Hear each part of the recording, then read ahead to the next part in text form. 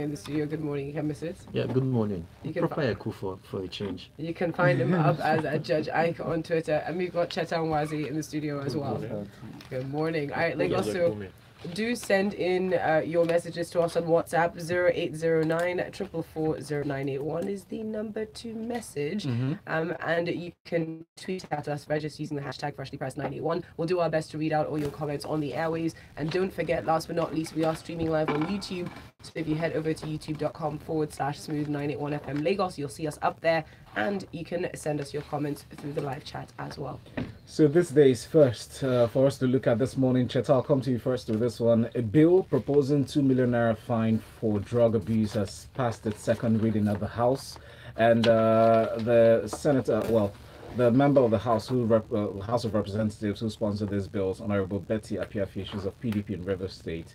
And she's, noted statistics that we've all been aware of, and she's bringing it to the fore as well, talking about codeine surpassing the prevalence of tramadol over the years. The tramadol has held 71%, has been the most frequently used substance specified since 2011, as the estimates looked at. And she also called, in line with this, for illegal operators of drugs or peddlers really to be checked, because the statistic here is staggering. They said they make about $75 billion annually on counterfeit drugs revenue. What's your take on this? This Betty Apiafi's statements and all of that it just shows something that a lot of us know, a lot of people know, that our legislators don't have anybody attached to them for research. As a matter of fact, they tend to fill those positions because those positions are provided for, but they tend to fill them with political appointees, people that will be helping them carry their bags up and down. This whole idea of 2 million naira fine for drug abuse is going to be nothing short of a disaster. It's actually disappointing that it has passed second reading. And given our very reactionary nature, it's going to end up becoming a law. Addiction is a brain disorder. Let's start with that. And secondly, like the whole knee-jerk reaction codeine ban, it's not going to achieve much. I'll give you a stat that was dropped by Serikin Kanu, the Emir of Kano, yesterday at an African Development Bank event, when he said Benin Republic is now the second largest importer of tramadol in the world after the United States. Cotonou is the second largest importer of tramadol. I don't think there will be any prizes for guessing where all of that tramadol that they import is going to. Yeah. This thing is, the real issue is that all of these bans or fines, we don't have a shortage of laws in this country. How do we implement? And then how do we get to the root of the problem? Why are more of our young people falling into this drug addiction? That's the question we should be asking, so that we can actually fix the root cause. Instead of all this running around like headless chickens. Because punitive measures don't necessarily end the problem.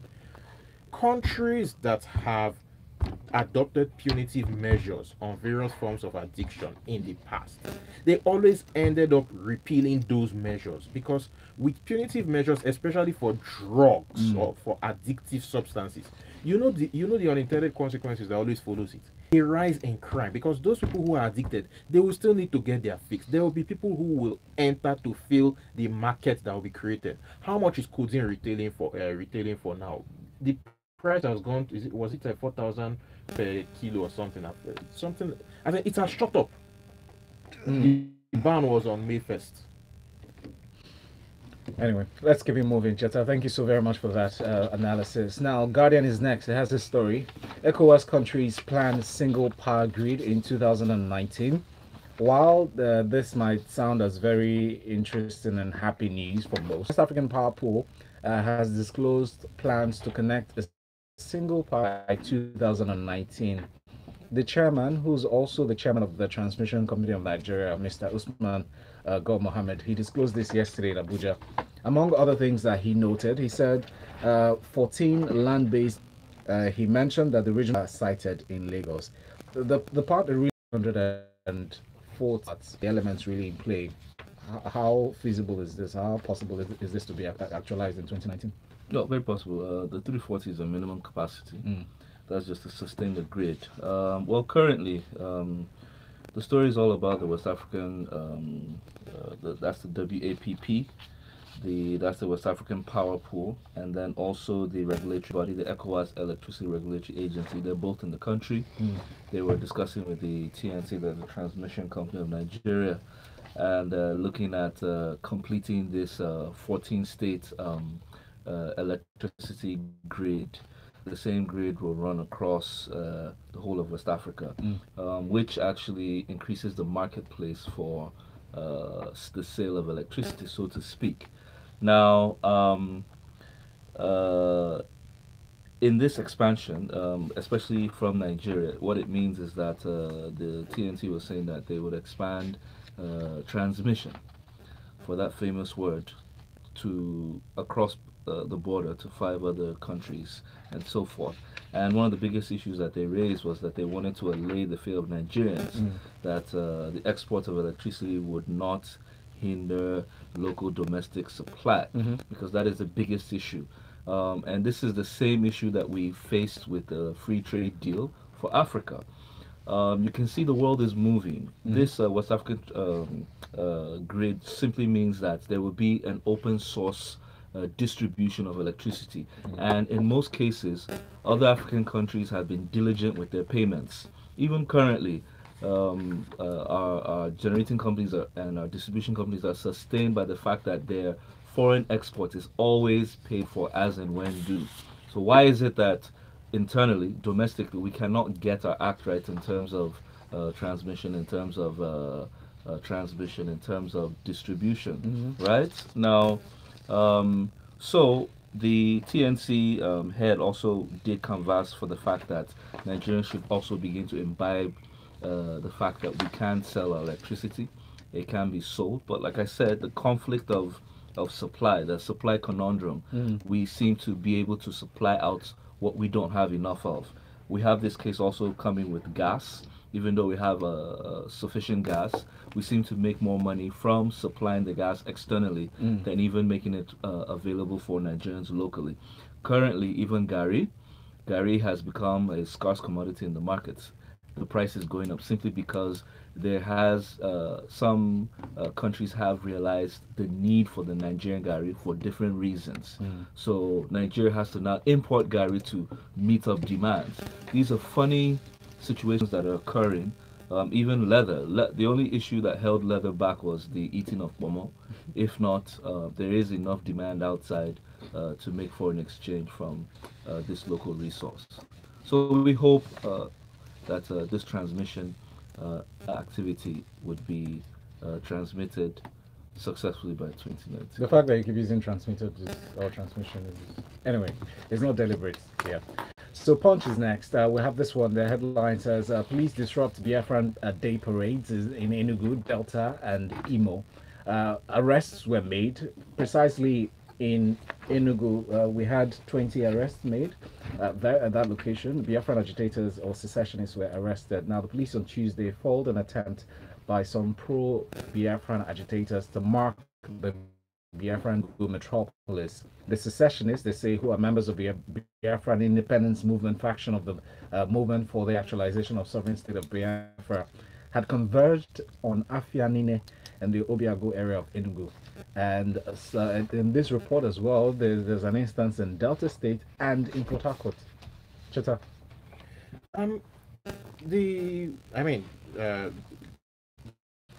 The secessionist groups, IPOB has been a bit quiet since September of last year, but they've gone underground and they're still very active. It's just that they're not as noisy as they used to.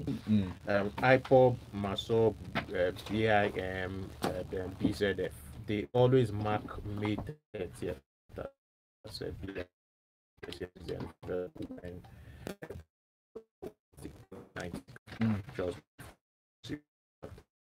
however, annuals of arrests, it does not address the root causes. And that's the key thing. That's again back to relating it back to the drug story that I talked about earlier. Root causes. Now, fairly recently, my organization did a survey for a client in the area, and we visited states. We visited states around the Niger Delta region and the southeast. And one thing that struck me was this: unemployment rate in Abia states 45%, in Anambra states 30%, in Delta 38%, in Imo 47%. Of the people we surveyed, students were 42%, people who identified as unemployed 16%, and then people who identified as self-employed. What people are what the MPS, for example, will call underemployed. People who are just doing something to put body and soul that they don't have anything to do. Yeah. Now, here's the key thing. Two of the questions that were asked were, one of them was about what concerns you the most, and or that's one of the key questions. And unemployment concerns in Abia, 42% of respondents said that unemployment is their biggest concern. In Anambra, 55% of respondents. In Delta, 63% of respondents and percent. While Biafra agitations in Abia 9%, in Anambra 2%, in Delta 3%, and in Imo 6%. This is very key. The biggest thing that is worrying these people, the reason why these groups find so many members. Unemployment? Unemployment. Yeah. Many of these boys don't have anything to do. When the channels went to interview Nnamdi Kanu last year, I was the one that brokered the whole thing and took them to his place. On a work day, there were 20,000 people outside his house. Imagine That that. tells you everything you need to know. These boys have nothing to do. Get them jobs, create jobs for these boys, and watch this problem disappear. Thank you very much, Cheta. Moving, remember, send us a message to WhatsApp 0809440981 or send it to Twitter with hashtag freshlypressed981.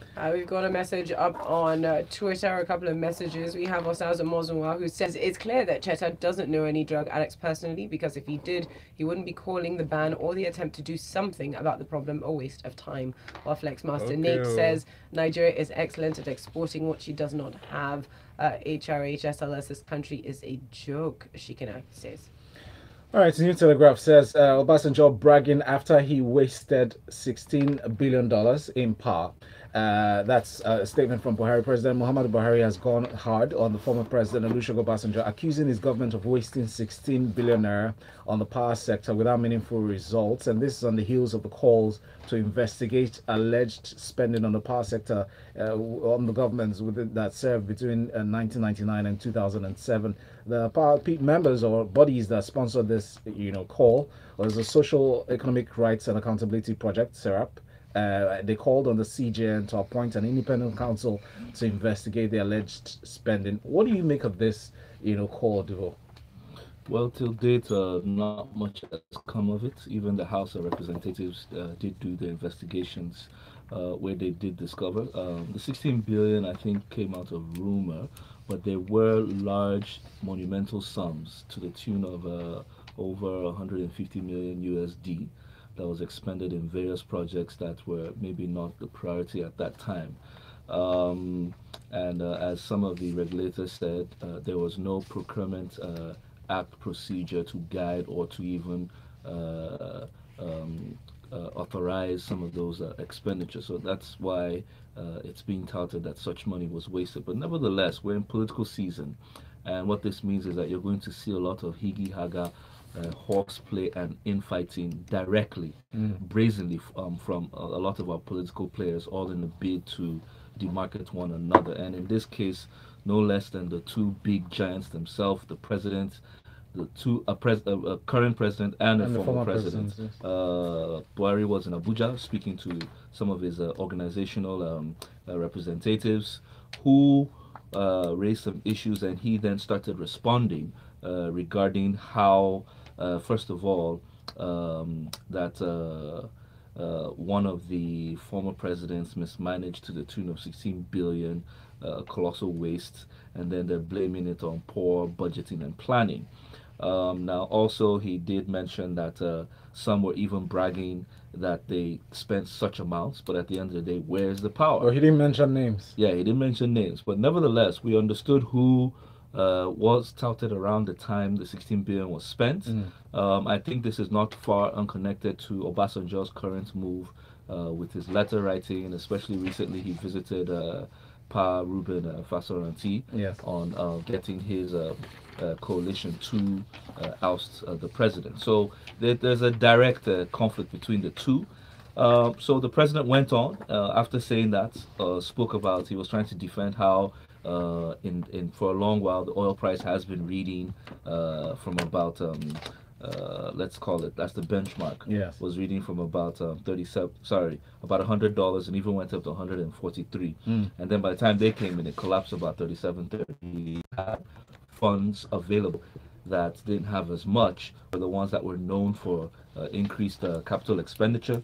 He even went ahead and commended Abacha for his infrastructure capacity, despite the large negative perception of anti-corruption around him. He went as far as saying that he doesn't care what you think, but Abacha did manage education, health institutions, and infrastructural provision. Really. He then even said that those who carry their children abroad at the expense of Nigerian children, what do they have? Now, when you look at this, you kind of wonder how he did not mention anything about the current situation. If you remember, the VP was in Benue at the burial of the Catholic bishops as against Catholic priests. Catholic priests, yes, as against the process that was taking place here. And in his whole tirade, didn't mention anything about the lives of Nigerians that are unprotected. Thank you very much for that, Devoe. We do have to move on to a couple of messages very quickly. Big T says, on the drug abuse, while the banning may sound good on paper, in reality, what effect would it really have? It drives up prices, it makes dealers and traffickers richer. Plus, how capable are our police and customs in blocking the flow of these drugs? Fix the root causes, poverty, unemployment, depression, so on and so forth. Big T says that up on WhatsApp. While Ike says, Mimi from Ikeja sends in this message to say, I absolutely agree with Cheta regarding the story of unemployment in Nigeria, especially in the southeast, south region. It is very appealing. Jobs need to be created, and the government isn't doing anything to create jobs, and economic policies do not encourage entrepreneurship. Kai, says Mimi. On to our next story. Let's talk about housing now, as we talk about jobs and on all our problems. Ikemesit, the Punch newspaper, says reps are seeking a 500 billion naira recapitalization for the Federal Mortgage Bank of Nigeria. They're saying this is to help make the bank more vibrant and responsive to its functions for effective housing delivery in the country. What's your take on this story? Yeah, so this came pursuant to the House considering two reports. One's a report on a bill for an act to repeal the National Housing Fund Act, and another a bill to repeal the Federal Mortgage Bank of Nigeria Act, essentially to replace both acts. Now, this seemingly obscure story is important for a very, very important reason. Nigeria has a big issue when it comes to housing. Now, depending on what experts you ask, Nigeria's housing deficit is anything from 17 to 21 million units, which is very significant considering we're one of the most populous countries in the world, and according to the United Nations, we will keep growing exponentially up until at least 2050. Now, the former managing director of the National Mortgage Refinancing Company, Professor Charles Yanete, said that we need at least 3.65 trillion naira annually in order to address this deficit. Now, how are we going to address it? We need 3.65 trillion naira a year to make 730,000 housing units. So if you take the low end of the housing deficit estimate, 70 million, at that rate, it will take us 23 years to fill that gap. If you take the upper end of that of the estimations, 21 million, it will take us 28 years. And this is the current deficit. You've got millions of Nigerians getting an education, being born, going through school, they're going to come out of university, they will need housing at some point. And so this deficit, is only set to increase. When you think about the fact that we have an 8.8 trillion naira budget proposed, when you look at what the allocation for the ministry, the Federal Ministry of Power, Works and Housing is, I think lots of us focus on the power part, but the works and housing part is oftentimes ignored. This is a significant issue that isn't being addressed, and this might be a good step in the right direction. Let's see if they follow. Sorry, 9.1 trillion, not 8.8. Oh, okay, yeah. Thank you very much for that. Still not enough. The numbers are telling a worrying story, though. Speaking of numbers, we're still looking at some more. The MPC to the federal government: reduce spending and save for a rainy day. Devoe, over to you for this one. We're looking at the Monetary Policy Committee, and it is because election season is rising that they are commenting in this regard. They're saying that, listen, we understand that there will be a lot of spending around the election time, but we also know that these expansionary fiscal measures will gradually lead to inflationary increase, and if that happens, it will reverse the gains we've recorded over time. Devoe, your take? Yes, the CBN finally, with the approval of the two members, MPC is at work. To an extent, we can give them kudos for maintaining some level of consistency. And I'll just break it down very simply. There's not enough time. But one, there's a debate in terms of whether the increased earnings of Nigeria should be put into the budget or should it be used as a fiscal buffer. That's an economic debate, but in most cases where you do not have judicious spending or you have a fiscal plan, I would tilt on the side of savings. Secondly, they've also said that there's an election coming, obviously, and we know that when an election comes, all manner of expenditure, capital expenditure, this billions, that billions, would be known to people all to provide some kind of support for the elections. Now, they're trying to hedge against this from using some fiscal policies by keeping the lending rate high. When they do this, it's not as if they want to hurt the economy. They're just saying for this year, they want to ensure that not too many people can get their hands on all this cash that's going to be available. Thirdly, instead of spending or expansionary spending, they're saying deal with the debts issue. There's a huge debt problem which we haven't dealt with, and if you do have extra funds, there's an internal debt owed to contractors by the federal government which needs to be paid off. And then lastly, they pointed on the swap deal and its benefits, and just a quick one that we'll mention. Because of the swap deal, meaning we taking yuan, the Chinese taking our naira, what that means is the Chinese importers and exporters will be able to issue invoices in naira, and what that means is that you don't have to run helter-skelter simply because you want to transact with China. It will be made much easier. So we look forward. Let's see whether this hedging can actually achieve its purpose of curbing excessive and unauthorized spending. Do you think that it can? Well, Tony and Nene taught us that one is to approve, the other is to appropriate. So money approved does not mean... You don't even need to analyze, just chuckle and move on. No, please, let's just break it down for us, Ikemesit, please. Honestly, the truth is, this government has been a bit judicious, so we'll wait and see if they follow the wisdom that the CBN is pushing. Thank you very much for that, Devoe. Ikemesit, since you're so eager to chip in there, let's move over to you next. No, I just wanted to chuckle. No, it's okay. You can chuckle at this story. It is kind of amusing. After all, a cyber fraudster is impersonating the governor's wife. A cyber fraudster impersonates Ambode's wife, is what we're told.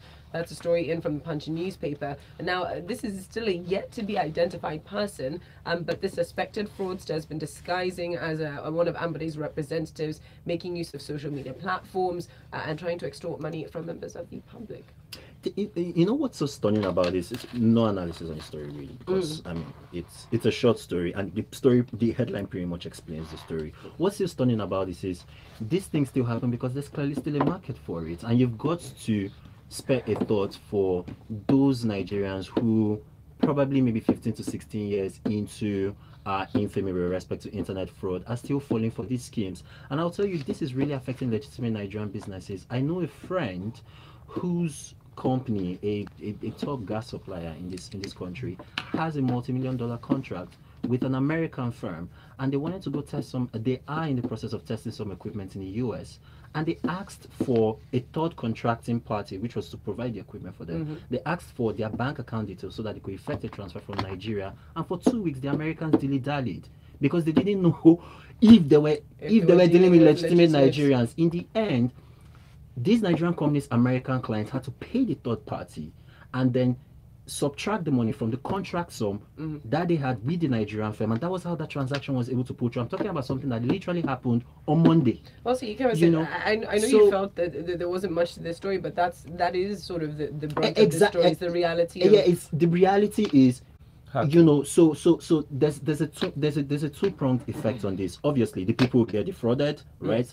And secondly, the legitimate Nigerian businesses that are finding really hard to survive and be competitive in this modern global economy because of the activities of these people. So it's really, really something for people to watch out. You are helping Nigerian entrepreneurs and Nigerian businesses out there. If you ignore these people and if you do what the governor's wife says and report these people promptly to the police. I mean, a lot of times we get these text messages and Facebook push notifications and we just think, I'm not falling for it, and we just ignore it. These people should be called out. Here's a question: is this possibly a space for things like escrow accounts, escrow businesses and services? So there is a legitimate third party who can hold on to that money while you figure out who the authentic person you should be dealing with is. Yeah, absolutely. But then again, the perception problem might still arise because if the escrow account holder is a Nigerian, you still have that perception problem anyway. Thank you very much for that. All right, speaking of perception problems, not all you see, not all that glitters is gold, is what we're finding out in this next story, which has made national headlines because it was a bit of a trending topic. From ThisDay newspaper, there's been a furor over the RCCG's mandatory genital tests for intending couples. We didn't make this up, it's a real thing. So there's been a recent directive for all intending couples of the Redeemed Christian Church of God to submit themselves for mandatory genital tests. Lots of reactions to this. Some are commending the initiative, others are saying it's an invasion of privacy. Why? But it's happening because they're saying there are a lot of lies when people are going into marriages. So now, if you want to be married in this church, you must submit yourself so that your genitals can be examined. Well, essentially what the RCCG is saying is that a lot of people are committing lies of omission rather than commission, you know, disclosing the full extent of their sexual health. Now, on the face of it, I remember when the memo, you know, started making the rounds on social media, I thought, what was this, you know, and some words that I cannot really mention on morning radio came up to my mind. But essentially what the church is saying is that there must be full disclosure of the health status of both parties, so that the two persons who are getting involved, who are getting into, you know, a marriage relationship, will know from the onset what they're getting into. And when you think about the fact that in our part of the world, especially when it comes to fertility issues, the presumption oftentimes is that it's the woman that is affected. The church is saying that they're increasingly seeing in many situations that it's actually men that are having, you know, the most issues. And so since most denominations, including the RCCG, already conduct pregnancy tests, this seems like a logical conclusion, as it were. There are just a couple of observations. It's a tongue-in-cheek story. Yes, there are just a couple of observations. It's not a harebrained idea, right? On second thought. But there are a couple of things that we really need to watch out for. Now, this process needs to be, you know, rigorously supervised because there are possible legal implications. You could design it in such a way where there is an opt-in option. Consent must be, you know, of course, obtained from both parties. There are also privacy concerns. Non-disclosure agreements must be signed. So you don't have a situation where, okay, a woman finds out, oh, this person I want to get married to is probably not up to scratch, and then you the whole to her friends, or the pastor uses it for Sunday sermon. Those people should get the full hammer and sickle of the law and all of that. And so they are really, really important considerations. But this is not a stupid idea, is my point. Can I say this? There are issues of deprivation here. You cannot someone keep waiting for marriage, then at the end of the day you deprive them because you lied. It's not right. The instruments must work. The instruments must work. And even though we are done and out of time for Freshly Pressed this morning, it's just worth mentioning that JOHESU are continuing their strike. It's in from the Guardian. Cheta, any quick comments on that story? The only thing I have is the nature of our striking, and this is something I've said about us, all of them. It's very unintelligent. They need to find the belly. I mean, in Japan the other week, bus drivers went on strike, and how did they get the company to continue without wage? Free. They were